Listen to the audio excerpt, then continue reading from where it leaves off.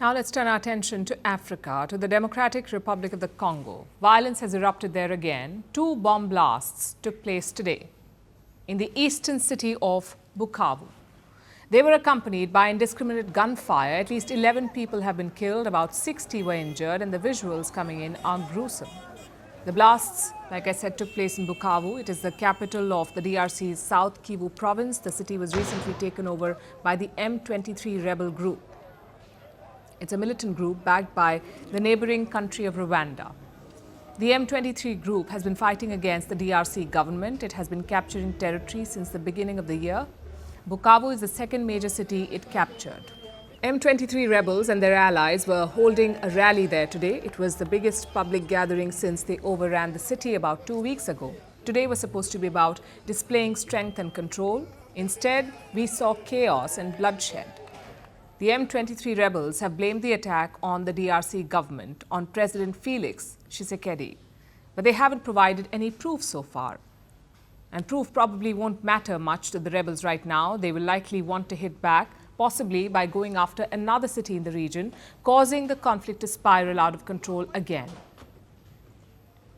This is a familiar story for the DRC. The country has seen near constant conflicts for decades, primarily against its neighbor, Rwanda. Rwanda is a small nation compared to the DRC, but it punches far above its weight. Compared to the DRC, Rwanda is rich, well-armed and well-trained. Rwanda has been described as the Israel of Africa, which helps put its power in context. Even though it's small, it can easily take on much larger neighbors, like the DRC. Rwanda also has a history with genocide. The Tutsi community there were massacred in the year 1994. They eventually fought back and won thanks to their current president, Paul Kagame. But the scars of the genocide remain.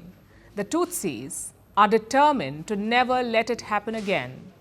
This is their justification for fighting against the DRC because many of the genocide's perpetrators fled Rwanda in 1994 when Kagame and his forces won.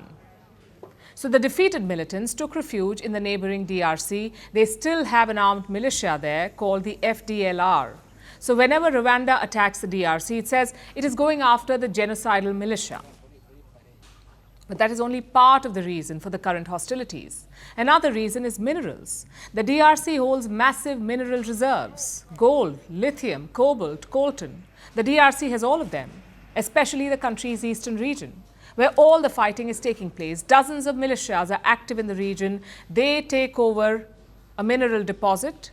They force locals to extract the rare metals and then sell it to fund their militancy. The M23 group does the same thing, allegedly with Rwanda's help. So both the rebels and Rwanda get richer at the expense of the DRC and ordinary Congolese people. Rwanda is not the only country accused of doing this. Another neighbor also has its fingers in the DRC pie. That's Uganda. Now, this picture was put up by the chief of Uganda's defense forces, who also happens to be their president's son and heir apparent. The picture purportedly shows Ugandan soldiers in Bunia. Bunia is another city in the DRC, so both Rwanda and Uganda have soldiers in the DRC at the moment, capturing cities and exploiting resources. This has happened before, in 1996 and 1998, during the First and Second Congo Wars. The Second Congo War in particular was brutal. 9 African countries fought in it. That is why it is also known as Africa's World War. They fought inside the DRC, wrecking the country, leaving at least 5.4 million people dead and leaving behind the problems that we see today. With the new M23 offensive, the return of Ugandan troops in Bunia and the DRC reaching out to other nations, we are seeing a familiar story play out all over again. It needs to stop now, before it's too late. Before we go down an all too familiar road, because the last thing we need is another African world war breaking out. Merci beaucoup. Hi, how are you? Very well, thank you. Thank you for being here. Namaste, Mr. President. Bharat Kelogon, Komeri Namaste. How many people generally follow you in interviews? Typically in a month, we have viewers up to 150 million. That's more than twice the population of France. And in the last 2 years, we had 3 billion viewers. So I say, Lohon, this is your chance to be famous. You're on Firstpost. One word to describe your equation with Prime Minister Modi. Amitié. As India and France work together, are you creating a new era of non-alignment in the technology space?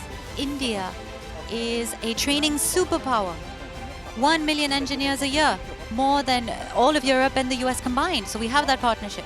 We have a partnership on the environment and the economy. We also have civilian nuclear programs, and that is something we've developed far beyond the France-India relationship. So we want to work together on AI. And then comes China with its DeepSeek, creating models at a fraction of the cost. Did that innovation take you by surprise? Did that breakthrough make you sit up and think, what did the Chinese do and how? But what did DeepSeek do? They took everything that was already available from the last AI model, and then they recalibrated it. So are you going to ban Chinese AI in France? So we don't have this American approach of banning tech because of where it comes from.